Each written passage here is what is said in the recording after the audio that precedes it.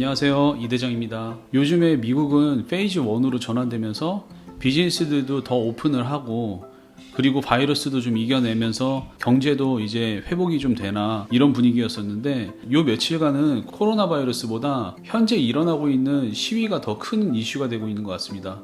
사건이 굉장히 커져서 다들 알고 계시겠지만 5월 25일에 미네소타주에 있는 미니애폴리스라는 도시에서 사람들이 많이 있는 길거리에서 조지 플로이드라는 40대 아프리카 아메리칸 남성이 저항도 하고 있지 않은데 백인 경찰한테 말도 안 되게 죽임을 당하면서 지금 사태가 엄청나게 커졌어요. 그 사건 영상이 SNS로 퍼지면서 정말 많은 사람들이 알게 됐는데요. 이 사건에 대한 내용은 이미 뉴스나 아니면 다른 유튜버들이 많이 이야기해서 제가 자세한 이야기를 하진 않겠습니다. 만약에 더 자세하게 궁금하신 분들은 제가 이 아래 설명에 링크를 올려놓을 테니까 그 내용을 한번 보시면 될 것 같습니다.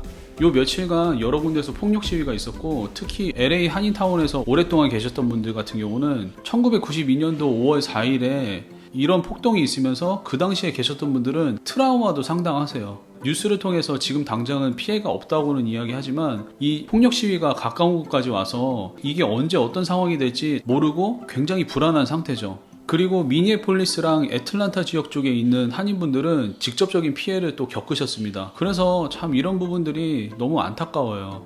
저도 이 조지 플로이드 사건 영상을 보면서 너무 화가 나더라고요.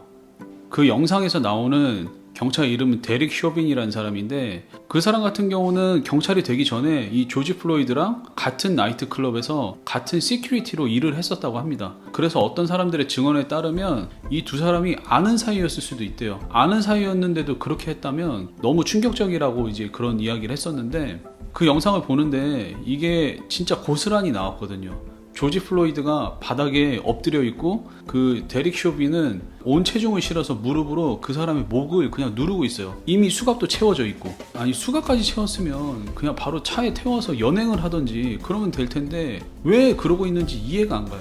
무릎으로 그 목을 누르고 있으면서 본인이 더 우월하다고 느끼는 듯한 모습이나, 그리고 양아치가 자기보다 약한 사람들 괴롭힐 때 주변에서 알짱거리는 그런 똘마니 같은 모습의 그 베트남 경찰, 진짜 한심하고 그 영상을 보면서 너무 화가 났습니다.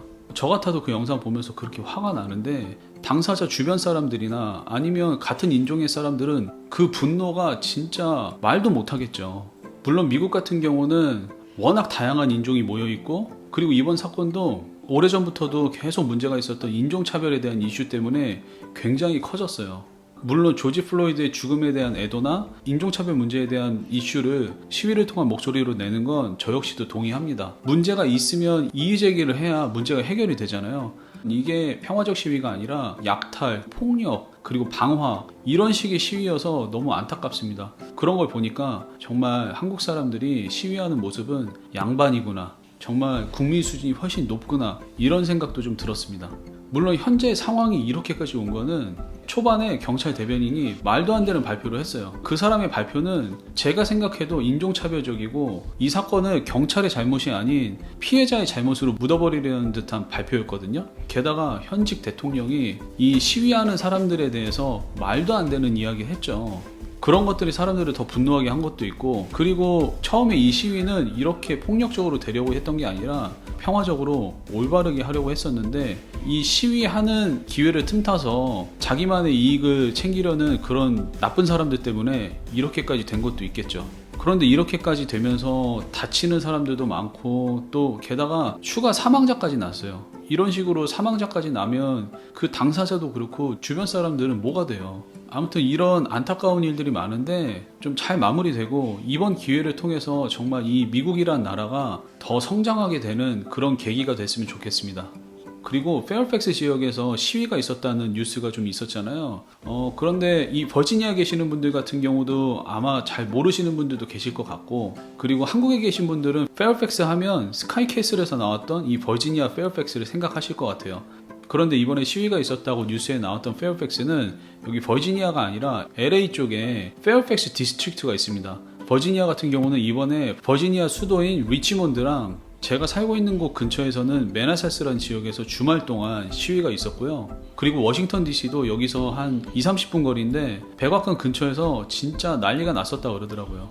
그리고 메릴랜드 같은 경우는 볼티모어라는 지역이 있어요. 이쪽에 계신 분들은 다 아실 텐데 거기가 지금 이런 상태가 아니어도 평소에도 범죄율이 굉장히 높은 곳이라고 유명한 곳이기도 한데 이쪽에 사시는 분들도 좀 많이 조심했으면 좋겠습니다. 또 지금 현재 뉴스에 많이 나오고 있는 LA나 뉴욕, 필라델피아 이런 곳뿐만 아니라 여러 군데 제 지인들이나 구독자님들 그리고 또 한인분들이 많이 살고 계신데 다들 사람들이 많이 모여있는 곳은 피하시고 또 비즈니스 하시는 분들은 코로나 바이러스 때문에 어려운 상태인데 또 이런 일까지 있어서 많이 어려우시겠지만 지혜롭게 잘 지켜내시고 또 잘 이겨내시길 바랍니다.